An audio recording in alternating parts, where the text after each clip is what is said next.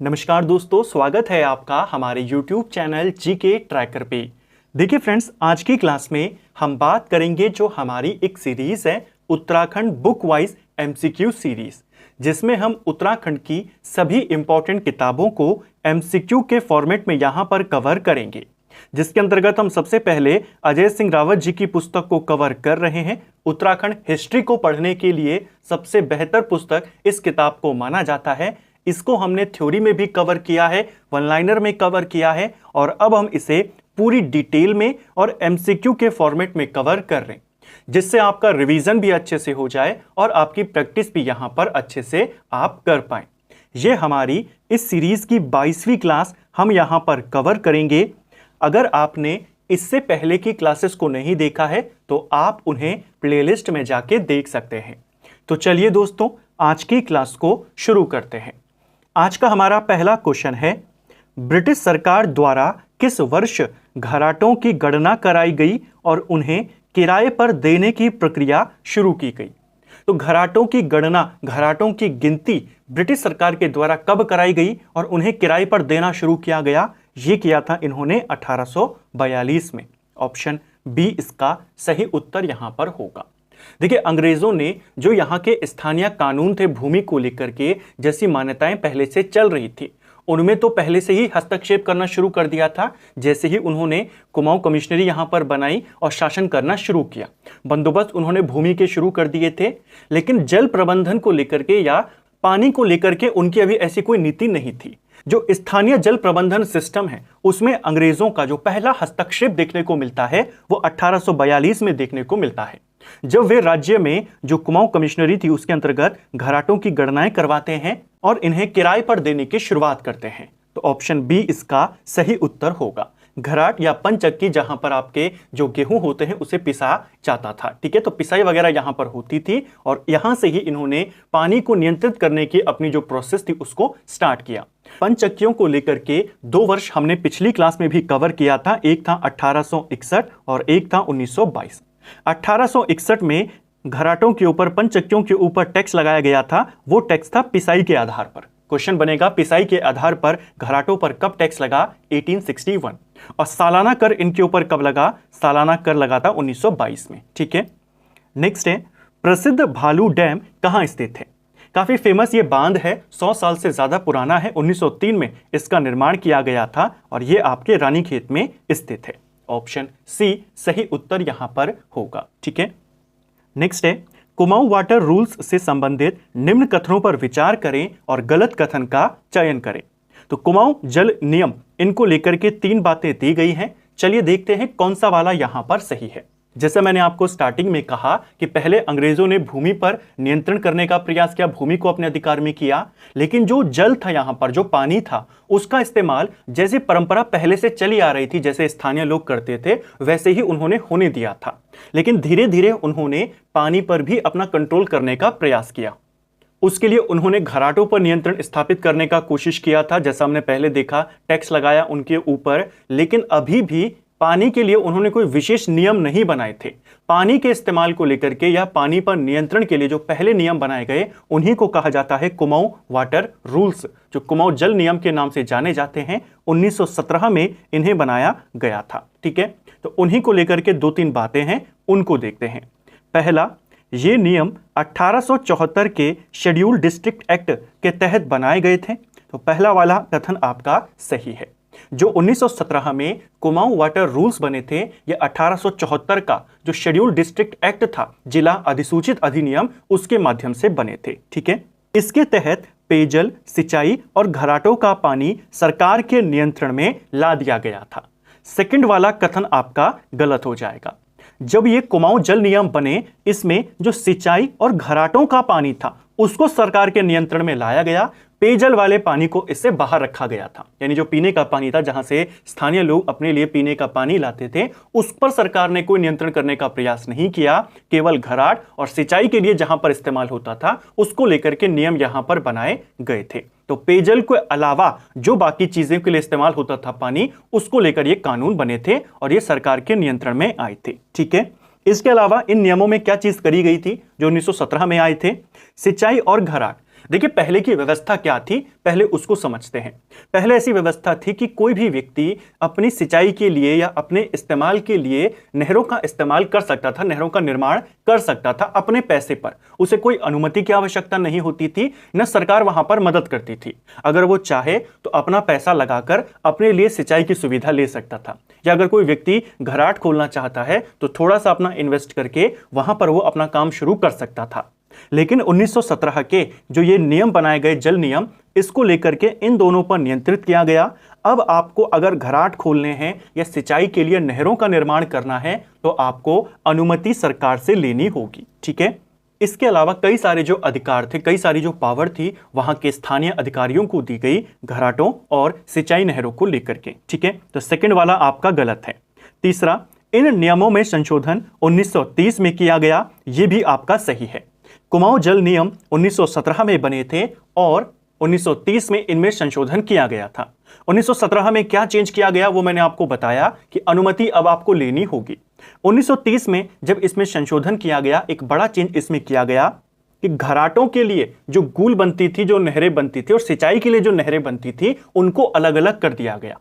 उनके लिए अलग अलग कानून यहां पर बना दिए गए। ठीक है, तो यहां पर आपको गलत वाला बताना था, सेकंड वाला आपका गलत है। और क्यों गलत है, क्या व्यवस्था थी, उसको हमने देखा। नेक्स्ट है, सिंचाई सुविधा के आधार पर भूमि को कितने वर्गों में विभाजित किया गया है। तो राज्य में सिंचाई सुविधा के आधार पर भूमि को 3 वर्गों में बांटा जाता है। ऑप्शन बी सही आंसर होगा।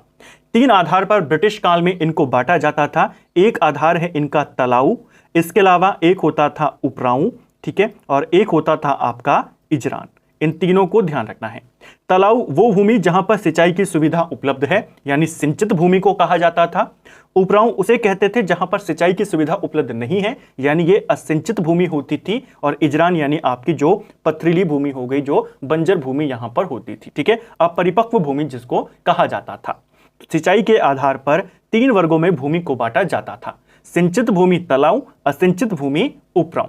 इसके अलावा जो पर्वतीय क्षेत्र थे, स्थानीय रूप से भूमि को भी वहां पर 3 भागों में बांटा गया था। वो सिंचाई के आधार पे नहीं था, वो गांव की दूरी या नजदीक के आधार पे था। तो स्थानीय आधार पर भी इनको 3 वर्गों में बांटा गया। जो भूमि गांव के नजदीक होती थी उसे घरीय भूमि कहा गया।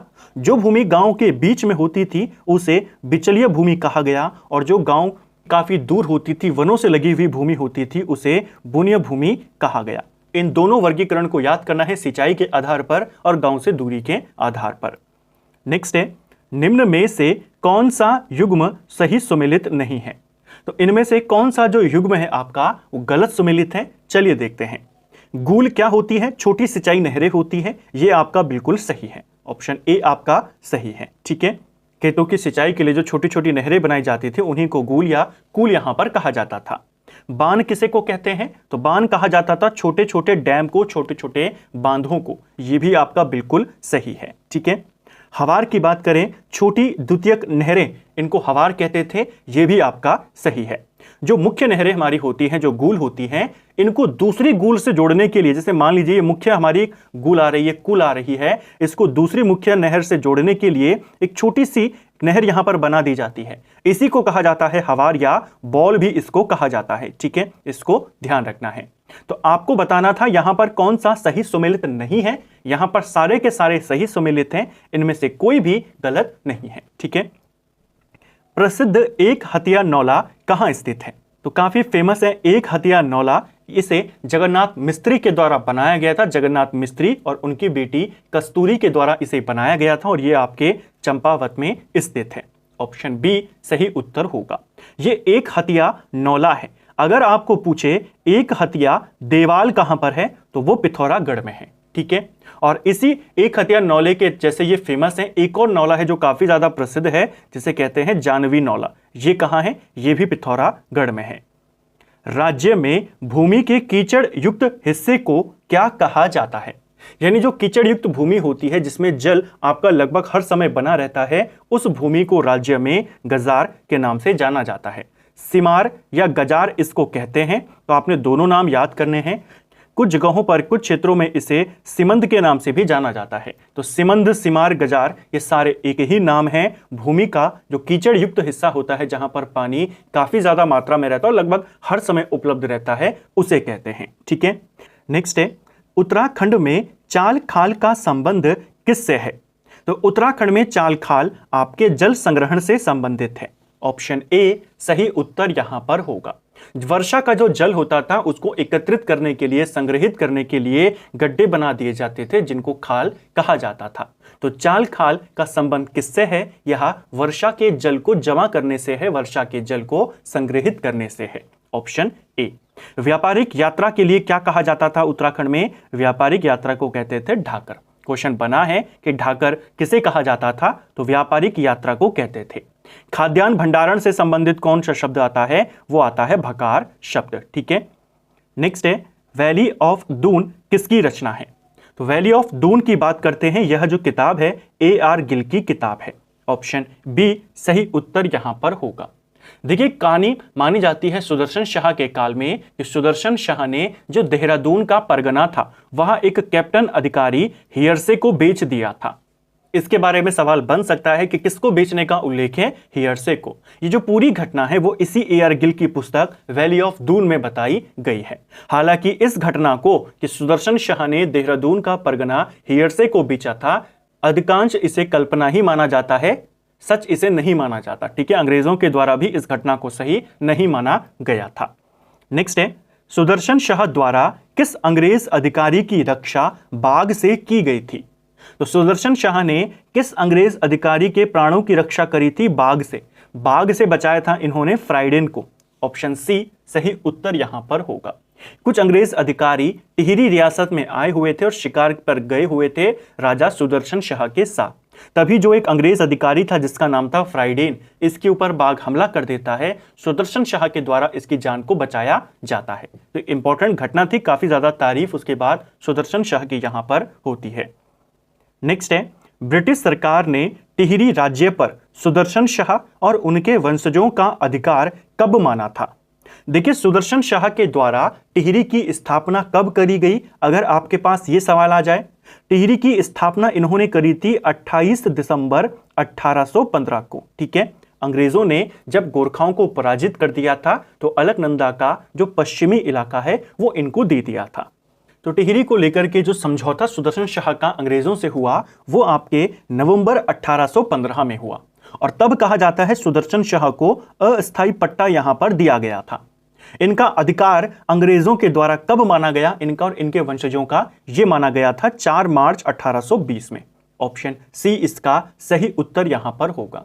यानी प्रॉपर टिहरी के राजा के मान्यता इनको कब मिली? और 1820 में मिली और इनके वंशजों का अधिकार टिहरी पर अंग्रेजों के द्वारा स्वीकार किया गया। ठीक है, स्थापना भी आपने याद करनी है और कब इस पर प्रॉपर अधिकार माना गया इनका और इनके वंशजों का, वो भी याद करना है। नेक्स्ट है हमारा, किस वर्ष टिहरी राज्य में ब्रिटिश सरकार का राजनीतिक प्रतिनिधित्व कुमाऊं कमिश्नर को सौंप दिया गया था?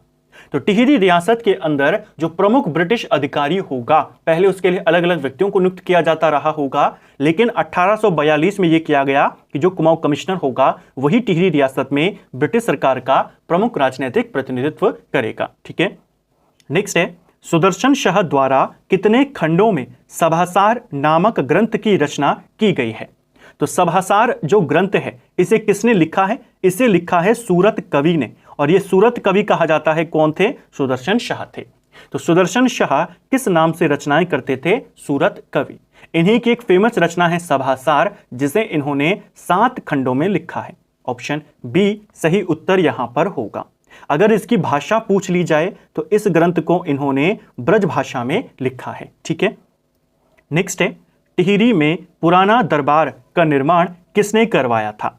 तो देखिए, सुदर्शन शाह ने अपने लिए एक महल का निर्माण टिहरी में करवाया था जिसे पुराना दरबार कहा जाता है। इसका निर्माण इन्होंने 1848 में शुरू किया था। तो किसने इसे बनवाना शुरू किया था? सुदर्शन शाह ने। ठीक है, यह पुराना दरबार। अगर कहेगा नया दरबार किसने बनाया था, तो नया दरबार बनाया था कीर्ति शाह ने। ठीक है, सुदर्शन शाह ने टिहरी का पहला भूमि बंदोबस्त कब किया था? तो टिहरी के अंदर टिहरी रियासत में भी भूमि बंदोबस्त होते हैं। ब्रिटिश काल में अंग्रेज तो करते ही जा रहे थे, टिहरी के अंदर भी भूमि बंदोबस्त हुए, जिसमें पहला भूमि बंदोबस्त सुदर्शन शाह ने किया था 1823 में। ऑप्शन सी सही उत्तर होगा। टिहरी रियासत में कुल कितने भूमि बंदोबस्त हुए? तो टिहरी रियासत में कुल आपके 5 भूमि बंदोबस्त हुए थे। पहला भूमि बंदोबस्त 1823 में हुआ था, जिसे सुदर्शन शाह ने करवाया था। दूसरा भूमि बंदोबस्त आपके 1860 में हुआ था, जिसे भवानी शाह ने करवाया था। तीसरा भूमि बंदोबस्त 1873 में हुआ प्रताप शाह के द्वारा। चौथा जो भूमि बंदोबस्त था 1903 में कीर्ति शाह ने करवाया, और पांचवा भूमि बंदोबस्त 1924 में नरेंद्र शाह ने करवाया। तो टिहरी रियासत में कितने भूमि बंदोबस्त हुए, कब कब हुए, किसने किए, ये सवाल बन जाते हैं। ठीक है। इसके अलावा सुदर्शन शाह ने टिहरी में दीवानी और फौजदारी न्यायालयों की स्थापना भी करी। इसको भी आपने ध्यान रखना है। एक बात को और यहां पर ध्यान रखना, कुछ जगहों पर है कि फ्रेजर की जान शेर से बचाई थी यहां पर सुदर्शन शाह ने। तो आपने दोनों नाम याद करने हैं, फ्राइडन का भी और फ्रेजर का भी, लेकिन पहला रेफरेंस आपने फ्राइडन को ही देना है। ठीक है। प्रसिद्ध चित्रकार चेतू और माणकू किसके दरबार में रहते थे? तो जो फेमस चित्रकार थे चेतू और माणकू, ये रहते थे आपके सुदर्शन शाह के दरबार में। ऑप्शन बी सही उत्तर यहां पर होगा। सुदर्शन शाह को कलाविदों का शिरोमणि किसने कहा था? तो कलाविदों का शिरोमणि किसे कहा जाता है? यह कहा जाता है सुदर्शन शाह को, और यह नाम इसे मूरक्राफ्ट ने दिया था। ऑप्शन बी सही उत्तर यहां पर होगा। मूरक्राफ्ट ने टिहरी रियासत की यात्रा भी करी थी। टिहरी की यात्रा इसने 6 फरवरी 1820 में करी थी। ठीक है। और इसने सुदर्शन शाह को किस नाम से पुकारा या किस नाम से कहा? इसने सुदर्शन शाह को कलाविदों का शिरोमणि कहा था। ठीक है। नेक्स्ट है, निम्न में से कौन सा पवार शासक अंग्रेजों की सहायता से गद्दी पर बैठा था? तो कौन सा पवार राजा है जो अंग्रेजों की मदद से गद्दी पर बैठा? सही आंसर हो जाएगा भवानी शाह। ऑप्शन सी सही उत्तर यहां पर होगा। देखिए, सुदर्शन शाह भी अंग्रेजों की मदद से राजा बने थे। गोरखाओं को अंग्रेजों ने पराजित किया था, लेकिन यहां की जो रियासत की आंतरिक राजनीति थी उस पर अंग्रेजों का हस्तक्षेप हुआ और अंग्रेजों के द्वारा एक राजा को बनाया गया, वो थे भवानी शाह। जब 1859 में सुदर्शन शाह की मृत्यु होती है, उनके जो छोटे बेटे थे उनका नाम था शेर शाह। ठीक है। ये गद्दी पर कब्जा कर लेते हैं और अपने को राजा घोषित कर लेते हैं। हालांकि सुदर्शन शाह अपने जीवित रहते ही अपना उत्तराधिकारी भवानी शाह को घोषित कर चुके थे, और इसके बारे में वो अंग्रेजों को पत्र भी लिख चुके थे कि मेरे बाद यही राजा यहां पर बनेगा। लेकिन सुदर्शन शाह की जो पत्नी थी उनका नाम था खनेती, रानी खनेती। कई बार आपने इनका नाम सुना होगा। इन्हीं के पुत्र थे शेर शाह। इन्होंने अपने बेटे को यहां पर राजा बनाना चाहा। इनका छोटा बेटा था शेर शाह। भवानी शाह को राजा नहीं बनाया गया। कुछ समय के लिए राजा रहे। भवानी शाह ने अंग्रेजों से मदद मांगी, अंग्रेजों को चिट्ठी यहां पर लिखी। हेनरी रैमजे उस समय कुमाऊं का कमिश्नर था। रैमजे ने हस्तक्षेप किया और भवानी शाह को यहां का राजा घोषित किया, इन्हें गद्दी पर बैठाया। तो अंग्रेजों की मदद से, रैमजे की मदद से राजा कौन बना था? भवानी शाह बना था। ठीक है। नेक्स्ट है, रैमजे ने किस वर्ष टिहरी में 12 आना बीसी भूमि व्यवस्था लागू करी थी? तो टिहरी में 12 आना बीसी भू व्यवस्था इसे लागू किया गया था 1861 में। इसे रैमजे ने लागू किया था। ठीक है। तो ये जो 12 आना बीसी भूमि व्यवस्था है भवानी शाह के काल में हुई, लेकिन करवाई किसने? हेनरी रैमजे ने। ठीक है। नेक्स्ट है, देवप्रयाग में संस्कृत पाठशाला किसने खोली थी? तो संस्कृत पाठशाला, ऐसा ही क्वेश्चन पेपर में बना था कि टिहरी रियासत में अंग्रेजी शिक्षा या अंग्रेजी पाठशाला की शुरुआत किसने करी थी? वो प्रताप शाह ने करी थी। यह टिहरी में संस्कृत पाठशाला है जिसे भवानी शाह ने खोला था। 1862 में इसका निर्माण किया गया था। तो ऑप्शन डी सही उत्तर यहां पर होगा। इसको भी आप याद रखेंगे। ठीक है। तो फ्रेंड्स, ये था हमारा आज का वीडियो जिसमें हमने उत्तराखंड जीके के 20 और क्वेश्चन को यहां पर कवर किया। इस सीरीज में हम टोटल 400 से ज़्यादा प्रश्नों को कवर कर चुके हैं पूरी डिटेल के साथ, और पूरी किताब को ऐसे ही हम एमसीक्यू के फॉर्मेट में कवर करते हुए आ रहे हैं और ऐसे ही पूरी किताब को कवर करेंगे। उम्मीद करता हूं आपको आज का वीडियो पसंद आया होगा। अगर आपको ये वीडियो पसंद आई है तो वीडियो को लाइक करें, चैनल पर नए हैं तो सब्सक्राइब करें, अपने दोस्तों के साथ शेयर करें। वीडियो आपको कैसा लगा कमेंट बॉक्स में हमें ज़रूर बताएं। Thank you friends.